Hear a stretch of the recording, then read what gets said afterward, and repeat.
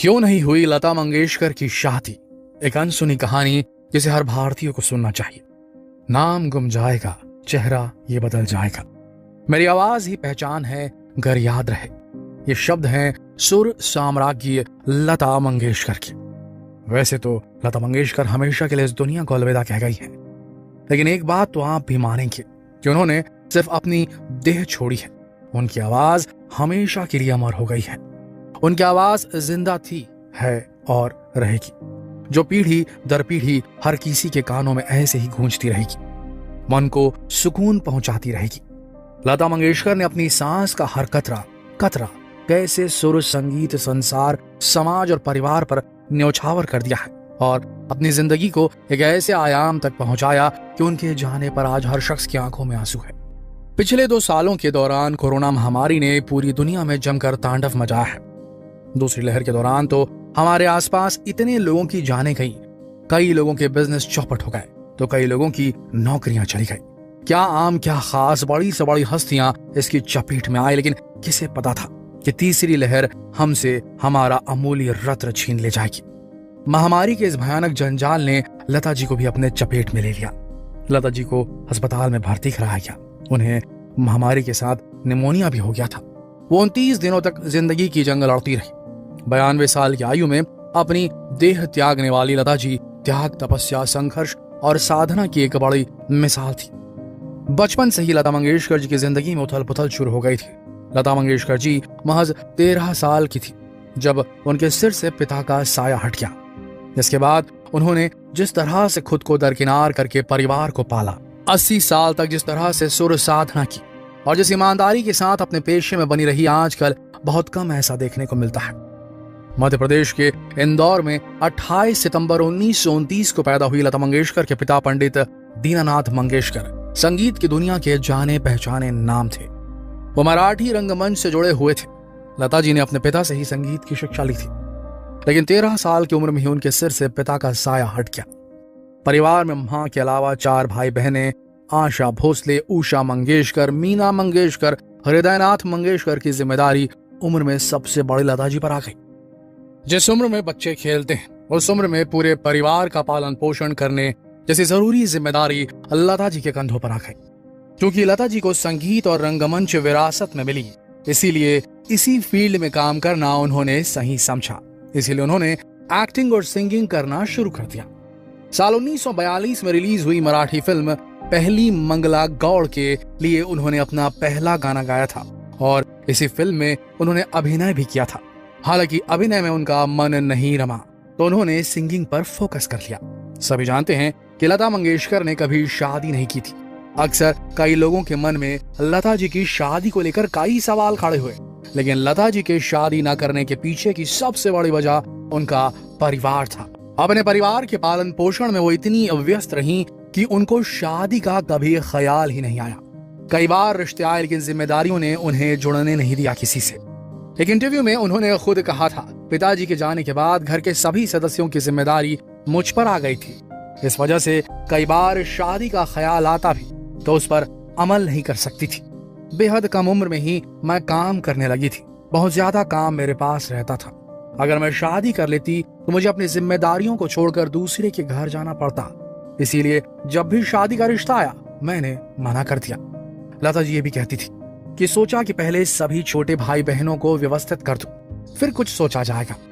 लता मंगेशकर भारतीय सिनेमा और संगीत की इकलौती हस्ती है जिन्होंने ऐसा अनोखा कारनामा किया है। आपको बता दें कि 92 साल की उम्र में आखिरी सांस लेने वाली लता मंगेशकर ने 8 दशकों तक, समझ रहे हैं आप, 80 सालों तक, 8 दशकों तक सुर साधना की है। इन 80 सालों के दौरान उन्होंने करीब 36 भारतीय भाषा में 50,000 से भी ज्यादा गाने गाए हैं। ये किसी भी गायक के लिए एक बड़ा रिकॉर्ड है। दुनिया में कोई उनके आसपास नजर नहीं आता, ना तो उनके समय में, ना तो उनसे पहले और शायद ना उनके बाद भी, क्योंकि ऐसा मौका ऊपर वाला सदियों में किसी एक को ही देता है। इसके लिए साल 1974 में उनका नाम Guinness book of world record में भी दर्ज हुआ था। तब उन्होंने 25,000 से ज्यादा गाने रिकॉर्ड कर लिए थे। इतना ही नहीं, लता जी ने करीब 1,000 से ज्यादा फिल्मों में अपनी आवाज भी दी है। भारतीय फिल्म इंडस्ट्री के इतिहास में एक दौर ऐसा भी आया जब लता मंगेशकर के गानों के बिना फिल्में बनती ही नहीं थी। किसी भी व्यक्ति को जिसे गीत संगीत के बारे में जानकारी ना हो और दिलचस्पी भी ना हो, उसे भी असल में लता मंगेशकर होने के मायने पता होंगे। भारत के इस रत्न के बारे में हर शख्स वाकिफ होगा। उस दौर में लता जी की आवाज फिल्म की सफलता की गारंटी हुआ करती थी। जैसे आज के दौर में कंटेंट किंग होता है, वैसे उस दौर में लता जी सिंगिंग क्वीन हुआ करती थी। हालांकि बाद में उन्होंने स्वास्थ्य कारणों से गाना कम कर दिया था। साल 2001 में उनकी संगीत साधना को देखते हुए भारत के सर्वोच्च नागरिक सम्मान भारत रत्न से उन्हें नवाजा गया। वो पद्म विभूषण, पद्म भूषण, दादा साहब फाल्के सम्मान से भी सम्मानित हो चुकी थी। उनके नाम कई नेशनल फिल्म अवार्ड और फिल्म फेयर अवार्ड्स भी दर्ज है। लता मंगेशकर जी के इस अनमोल सिंगिंग टैलेंट पर सबसे पहले नजर पड़ी थी उस्ताद गुलाम हैदर साहब की। जी हाँ, गुलाम हैदर साहब संगीत निर्देशक थे जो बंटवारे के बाद पाकिस्तान चले गए। उन्होंने जब 19 साल की लड़की को गाते देखा, सुना तो बस सुनते रह गए। उन्होंने लता जी को संगीत सिखाया भी। इसके बाद वो लता जी को कई संगीत निर्देशकों के पास लेकर गए, लेकिन हर किसी ने लता जी की पतली आवाज की वजह से उन्हें खारिज कर दिया। उनके लिए कभी सफलता की राह आसान नहीं रही। लता जी को संगीत की दुनिया में अपनी जगह बनाने में बहुत कठिनाइयों का सामना करना पड़ा। उस समय शमशाद बेगम, नूर जहां आदि फीमेल सिंगर्स हुआ करती थी जो इस संगीत की दुनिया में अपनी पैठ जमा चुकी थी।